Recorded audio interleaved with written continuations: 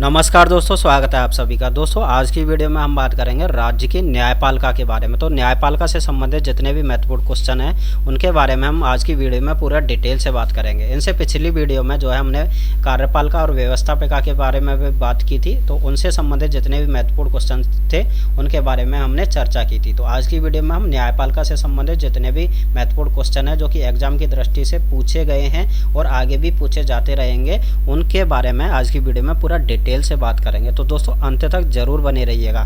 लेकिन दोस्तों आगे बढ़ने से पहले आपसे निवेदन है, अगर आप हमारे चैनल पर नए हैं तो प्लीज़ चैनल को सब्सक्राइब जरूर कर लीजिएगा, साथ ही बेल आइकन को भी प्रेस कर लीजिएगा जिससे आगे आने वाले हर वीडियो का नोटिफिकेशन आपको मिलता रहे। तो चलिए शुरुआत करते हैं। यहाँ पर दोस्तों हम बात करते हैं न्यायपालिका की। तो न्यायपालिका का जो उल्लेख है भारत के संविधान में, आपको पता होगा कि भाग 6 में देखने को मिलता है। ठीक है, भाग 6 में न्यायपालिका का उल्लेख, राज्य की जो न्यायपालिका है उसका उल्लेख यहाँ पर देखने को मिलता है।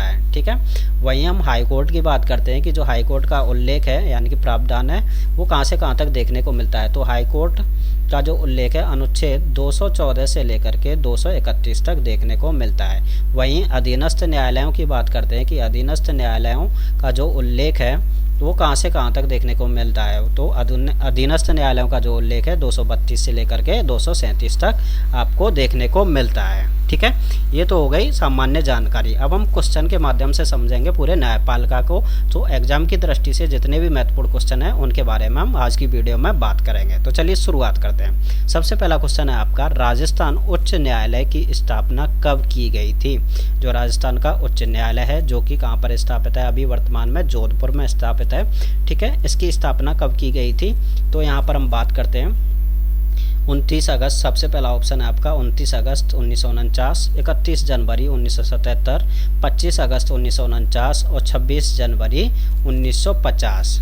ठीक है, हालांकि जब स्टार्टिंग में इसकी स्थापना की गई थी तो वो पहले जयपुर में की गई थी, बाद में इसे जो है स्थानांतरित किया गया था जोधपुर में। ठीक है, लेकिन उच्च न्यायालय की पूछी गई है यहाँ पर कि राजस्थान में जब उच्च न्यायालय की स्थापना की गई थी वो कब की गई थी। तो यहाँ पर आपका ऑप्शन हो जाता है 29 अगस्त 1949 को इसकी स्थापना की गई थी। ठीक है, वहीं 31 जनवरी 1977 की बात करते हैं तो यहाँ पर जो बेंच है, यहाँ पर पीठ है वो हाईकोर्ट की, राजस्थान हाईकोर्ट की जो बेंच है वो कहाँ पर स्थापित की गई थी, जयपुर में। कब की गई थी, वो की गई थी आपकी 31 जनवरी 1977 को। ठीक है, वहीं 25 अगस्त की बात करते हैं तो 25 अगस्त को आपका जो है 25 अगस्त को आदेश जारी किया गया था और उसी आदेश के तहत यहाँ पर 29 अगस्त 1949 को हाई कोर्ट की स्थापना की गई थी। तो यहाँ पर 26 जनवरी 1950 आपको पता है कि पूर्ण रूप से यहाँ पर भारत का संविधान लागू हुआ था। ठीक है, पूर्ण रूप से भारत का संविधान यहाँ पर क्या हुआ था, 26 जनवरी 1950 को लागू हुआ था।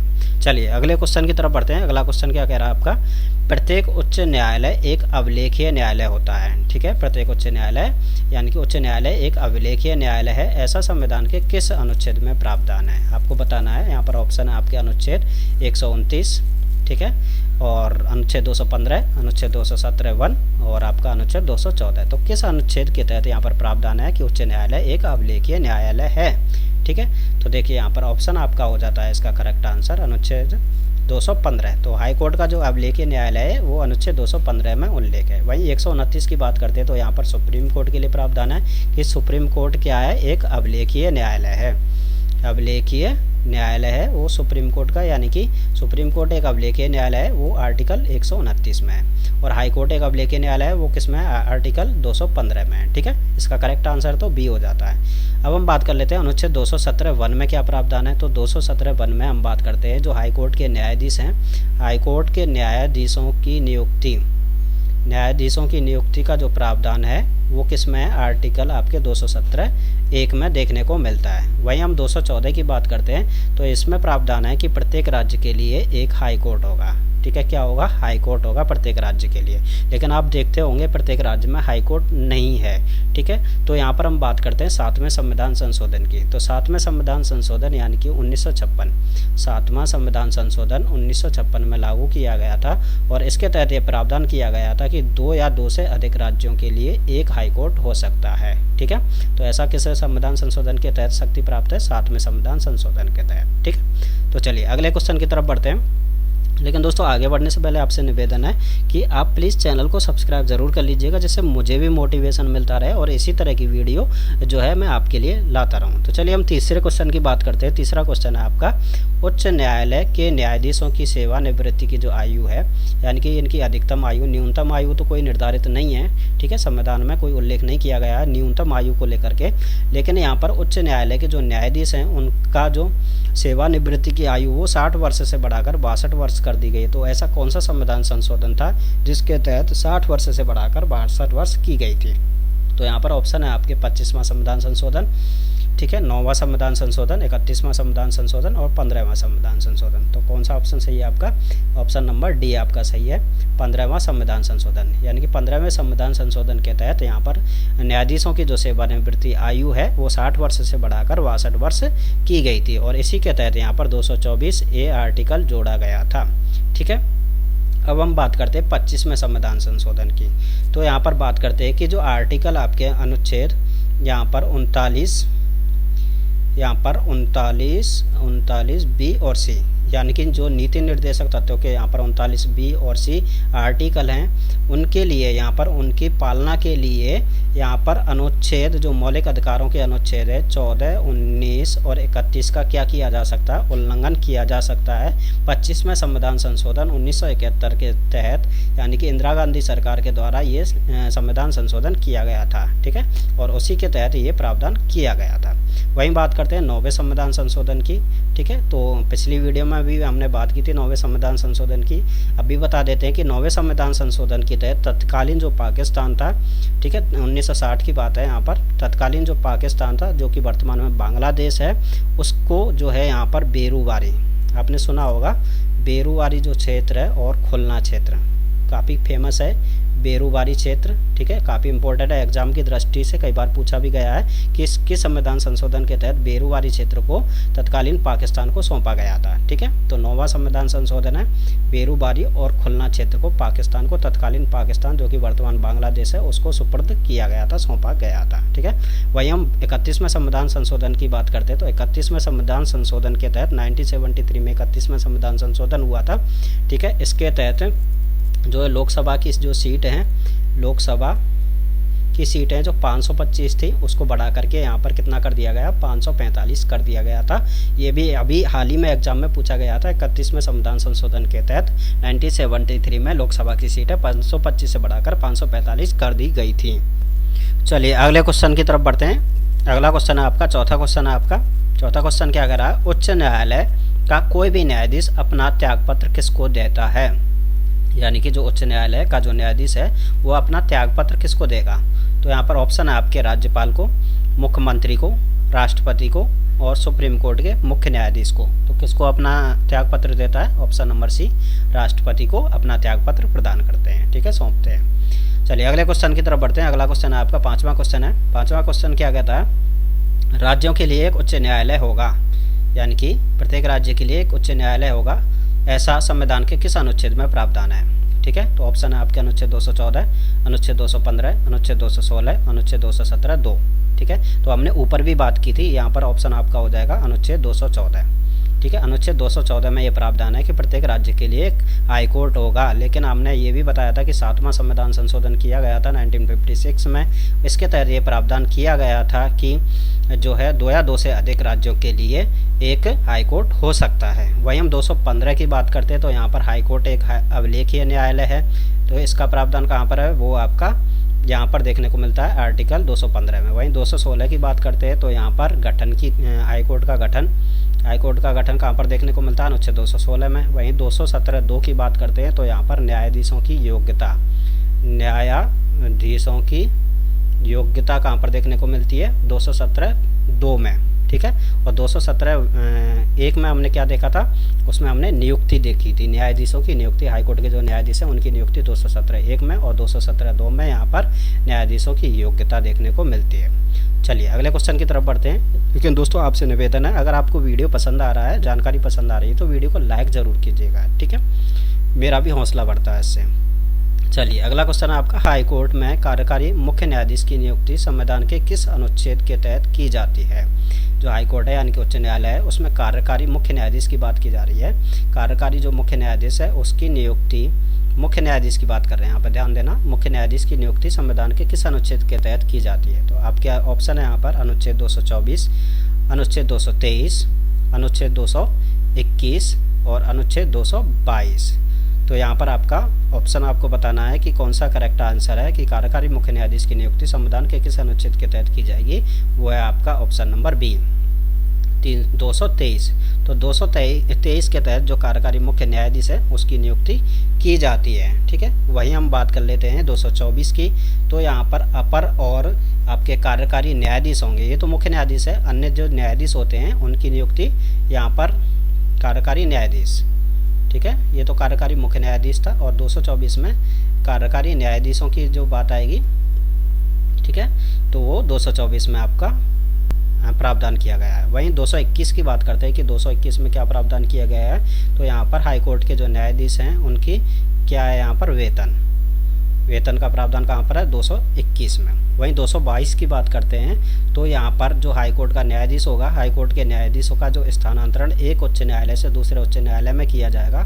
ऐसा कौन करता है, राष्ट्रपति करता है। ठीक है, स्थानांतरण का प्रावधान कहाँ पर है, एक न्यायाधीश का यानी कि एक हाई कोर्ट से दूसरे हाई कोर्ट में स्थानांतरण कौन कर सकता है, राष्ट्रपति कर सकता है। किसकी परामर्श से, किससे सलाह लेगा इसके लिए, आपके CJI से, चीफ जस्टिस ऑफ इंडिया से। ठीक है, भारत के मुख्य न्यायाधीश से। तो वो किस में प्रावधान है आपका, अनुच्छेद 222 में। चलिए अगले क्वेश्चन की तरफ बढ़ते हैं। अगला क्वेश्चन है आपका 7वां क्वेश्चन है। 7वां क्वेश्चन क्या कहता है कि उच्च न्यायालय की रिट जारी करने की शक्ति, यहाँ पर रिट जारी करने की बात कर रहा है, उच्च न्यायालय की, हाई कोर्ट की बात कर रहे हैं यहाँ पर। रिट जारी करने की शक्ति संविधान के किस अनुच्छेद के तहत प्राप्त है। कौन सा अनुच्छेद यहाँ पर शक्ति प्रदान करता है रिट जारी करने के लिए, आप सभी को पता होगा। आपने यहाँ पर मैं बता देता हूँ कि सुप्रीम कोर्ट है वो 32 के तहत, आर्टिकल 32 के तहत यहाँ पर शक्ति प्राप्त है रिट जारी करने की। लेकिन यहाँ पर हाई कोर्ट और आपके सुप्रीम कोर्ट में एक डिफरेंस है कि हाई कोर्ट तो आर्टिकल 32 के तहत केवल मौलिक अधिकारों के संरक्षण के लिए रिट जारी कर सकता है।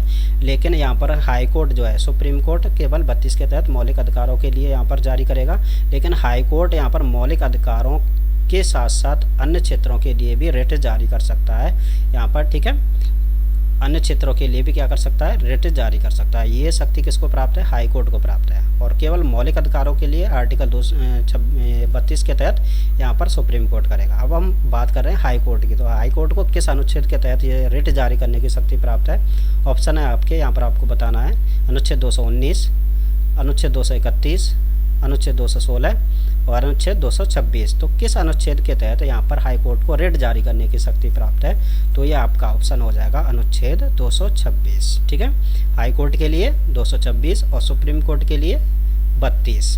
वहीं हम 19 की बात कर लेते हैं। तो यहाँ पर न्यायाधीश, हाई कोर्ट के जो न्यायाधीश हैं, हाई कोर्ट के न्यायाधीशों की शपथ की बात की जाती है, शपथ।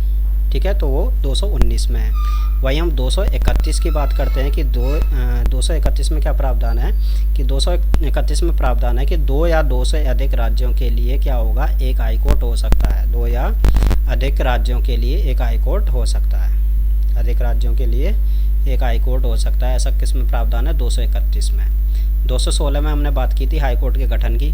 ठीक है, हाई कोर्ट का गठन यानी कि यहाँ पर कितने हो सकते हैं, 50 हो सकते हैं मुख्य न्यायाधीश सहित। ठीक है, मुख्य न्यायाधीश सहित कितने न्यायाधीश हो सकते हैं, 50 न्यायाधीश हो सकते हैं। और यहाँ पर 226 में, आर्टिकल 226 में आप सभी को पता है यहाँ पर रिट जारी करने की शक्ति हाई कोर्ट को प्राप्त है। चलिए अगले क्वेश्चन की तरफ बढ़ते हैं। आप जो है एक बार नोट जरूर कीजिएगा यहाँ पर कितने क्वेश्चन आपके यानी कि आंसर आपके सही जा रहे हैं, जिससे आपको पता चलेगा कि आपकी तैयारी कैसी चल रही है। और मुझे भी आप कमेंट में ज़रूर बताइएगा कि यहाँ पर जो क्वेश्चन पूछे गए हैं उनमें से कितने क्वेश्चन आपके सही हैं। तो चलिए आगे बढ़ते हैं। अगला क्वेश्चन है आपका 8वां क्वेश्चन।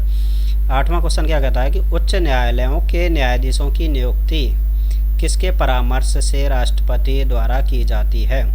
उच्च न्यायालयों के न्यायाधीशों की नियुक्ति जो है किसके परामर्श से राष्ट्रपति द्वारा की जाएगी। तो यहाँ पर हम बात करते हैं, देखो यहाँ पर न्यायाधीशों की बात की जा रही है, ध्यान देना, मुख्य न्यायाधीश की बात नहीं कर रहे हैं यहाँ पर। तो यहाँ पर ऑप्शन है आपके हाई कोर्ट के मुख्य न्यायाधीश। ठीक है, ये राज्यपाल, संबंधित राज्य का जो राज्यपाल है, सुप्रीम कोर्ट का मुख्य न्यायाधीश और ये उपयुक्त सभी। तो कौन सा ऑप्शन सही है आपका यहाँ पर? देखिए यहाँ पर न्यायाधीशों के संदर्भ में मुख्य न्यायाधीश हाईकोर्ट का जो संबंधित राज्य का जो हाईकोर्ट होगा उसका मुख्य न्यायाधीश देगा, ठीक है, राज्यपाल और सुप्रीम कोर्ट के मुख्य न्यायाधीश, ये तीनों देंगे, ठीक है। किसको देंगे? राष्ट्रपति को परामर्श देंगे। तो यहाँ पर क्या ऑप्शन हो जाएगा? ऑप्शन नंबर डी आपका उपयुक्त सभी। चलिए अगले क्वेश्चन की तरफ बढ़ते हैं। अगला क्वेश्चन है आपका 9वां क्वेश्चन है। 9वां क्वेश्चन क्या कहता है आपका? राजस्थान के प्रथम मुख्य न्यायाधीश कौन थे? राजस्थान के मुख्य न्यायाधीश की बात की जा रही है यहाँ पर। देखिए यहाँ पर मुख्य न्यायाधीश पूछा जा रहा है, तो ऑप्शन है आपके रविंद्र भट्ट, इंद्रजीत महंती, आपका कैलाश नाथ बांचू और आपके कमलकांत वर्मा। तो ये तो सभी जानते हैं, नॉर्मल सा क्वेश्चन है आपका, बहुत ही आसान क्वेश्चन है। कमलकांत वर्मा जो है राजस्थान के प्रथम मुख्य न्यायाधीश थे, ठीक है। वहीं हम इंद्रजीत महंती की बात करते हैं तो ये 39वें नंबर के राजस्थान के हाईकोर्ट के न्यायाधीश थे। कैलाश नाथ बांचू की बात करते हैं, ठीक है, तो कैलाश नाथ बांचू सर्वाधिक कार्यकाल वाले यहाँ पर मुख्य न्यायाधीश थे राजस्थान के अंतर्गत, सर्वाधिक कार्यकाल, ठीक है। और रविंद्र भट्ट की बात करते हैं तो रविंद्र भट्ट ऐसे मुख्य न्यायाधीश थे जिनका जो है नाम सुप्रीम कोर्ट की जो बेंच थी, सुप्रीम कोर्ट की जो कॉलेजियम प्रणाली थी, बेंच थी, उसके द्वारा इनका जो नाम जो है सुप्रीम कोर्ट के मुख्य न्यायाधीश के लिए यहाँ पर दिया गया था, रविंद्र भट्ट का, ठीक है। तो चलिए अगले क्वेश्चन की तरफ बढ़ते हैं। अगला क्वेश्चन है आपका 10वां क्वेश्चन। 10वां क्वेश्चन क्या कहता है कि वर्तमान में राजस्थान उच्च न्यायालय में अधिकतम सदस्य संख्या कितनी है? यहाँ पर जो उच्च न्यायालय में अधिकतम सदस्य संख्या की बात की जा रही है, तो यहाँ पर ऑप्शन है आपके 34, 50, 45 और 55। तो आपको बताना है कितने अधिकतम सदस्य हैं यहाँ पर राजस्थान के उच्च न्यायालय में हैं। तो यहाँ पर आपके हो जाते हैं 50, ऑप्शन नंबर बी। यहाँ पर मुख्य न्यायाधीश सहित 50 हो सकते हैं, ठीक है। चलिए अगले क्वेश्चन की तरफ बढ़ते हैं। अगला क्वेश्चन है आपका उच्च न्यायालय के मुख्य न्यायाधीश को शपथ कौन दिलाता है? उच्च न्यायालय के मुख्य न्यायाधीश को शपथ कौन दिलाता है? ऑप्शन है यहाँ पर आपके राष्ट्रपति, मुख्यमंत्री, राज्यपाल और सुप्रीम कोर्ट के मुख्य न्यायाधीश। तो अगर शपथ की बात आती है तो शपथ कौन देगा? यहाँ पर शपथ आपके राज्यपाल के द्वारा दिलाई जाती है। किसके द्वारा दिलाई जाती है? राज्यपाल के द्वारा, या राज्यपाल के द्वारा नियुक्त कोई भी व्यक्ति हो सकता है, उसके द्वारा यहाँ पर मुख्य न्यायाधीश को शपथ दिलाई जाएगी, ठीक है। अगर त्यागपत्र की बात होगी, हटाने की बात होगी, तो कौन होगा? यहाँ पर राष्ट्रपति होगा। लेकिन यहाँ पर क्या पूछा जा रहा है? यहाँ पर शपथ की बात की जा रही है, तो वो है आपके राज्यपाल की। तो चलिए अगले क्वेश्चन की तरफ बढ़ते हैं। देखिए यहाँ पर मैं एक चीज़ और बता देता हूँ कि जो न्यायपालिका से संबंधित है, यहाँ पर मैंने सभी क्वेश्चनों को कवर किया है। तो उम्मीद करता हूँ कि जितने भी एग्जाम अभी होने वाले हैं, जैसे पीटीईटी का, बीएसटीसी का है, ठीक है, तो यहाँ पर उम्मीद की जा रही है कि जितने भी क्वेश्चन आएंगे आपके न्यायपालिका से संबंधित अगर आते हैं तो इससे बाहर नहीं जाएगा, ठीक है। तो चलिए अगले क्वेश्चन की तरफ बढ़ते हैं। अगला क्वेश्चन है आपका 12वां क्वेश्चन। 12वां क्वेश्चन क्या कर रहा है कि अधीनस्थ न्यायालयों पर नियंत्रण की शक्ति संविधान के किस अनुच्छेद से प्राप्त है? अधीनस्थ जो न्यायालय हैं उन पर नियंत्रण की शक्ति, यानी कि जो हाई कोर्ट अगर आपका है किसी भी राज्य में, उसके जो अधीनस्थ न्यायालय होंगे, तो अगर हाई कोर्ट इन पर नियंत्रण रखेगा तो किस अनुच्छेद के तहत इसको प्रावधान है, यानी कि शक्तियाँ प्राप्त हैं? ऑप्शन की बात करते हैं अनुच्छेद 235, अनुच्छेद 231, अनुच्छेद 233, अनुच्छेद 234, ठीक है। तो यहाँ पर आपके बता देते हैं, इसका ऑप्शन हो जाता है ऑप्शन नंबर ए, 235 के तहत यहाँ पर ये प्रावधान, यानी कि इनको शक्तियाँ प्राप्त हैं अपने अधीनस्थ न्यायालयों पर नियंत्रण की, ठीक है। 231 की हमने पहले भी बात की थी कि 231 में आपके दो या दो से अधिक राज्यों के लिए एक हाई कोर्ट हो सकता है। वो किस में प्रावधान है? आपके अनुच्छेद 231 में है, ठीक है। वहीं 233 की बात करते हैं कि जिला न्यायाधीशों की जो नियुक्ति है, ठीक है, किसकी? जिला न्यायाधीशों की नियुक्ति की बात करते हैं तो 233 में है।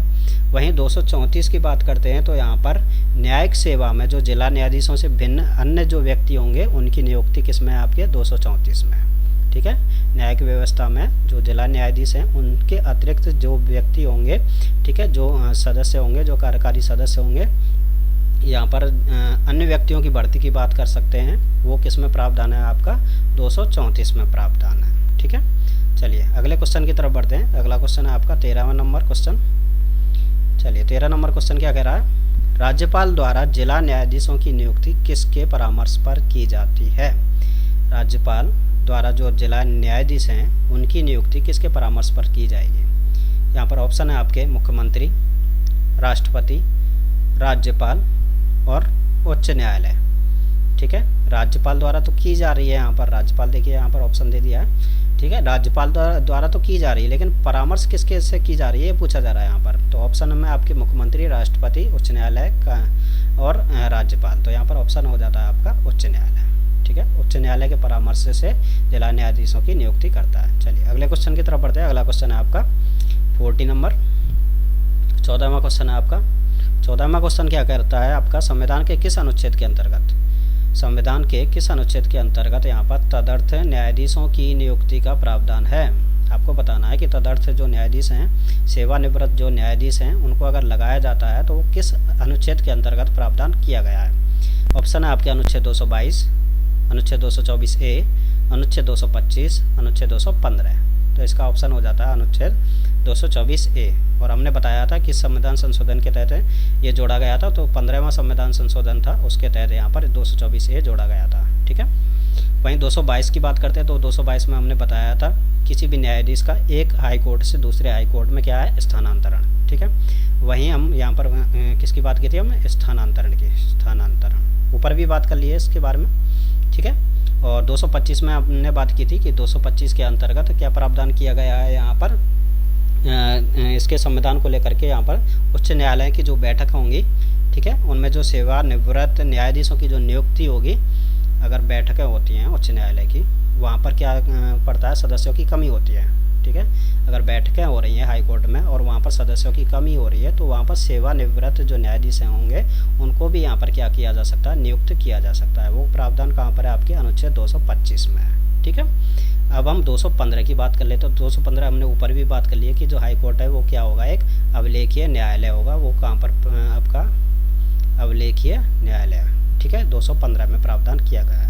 अब हम अगले क्वेश्चन की बात करते हैं जो कि अंतिम क्वेश्चन है आपका 15वां क्वेश्चन। तो 15वें क्वेश्चन की बात करते हैं यहाँ पर, किसी न्यायाधीश का अंतरण एक उच्च न्यायालय से दूसरे उच्च न्यायालय किसके द्वारा किया जा सकता है।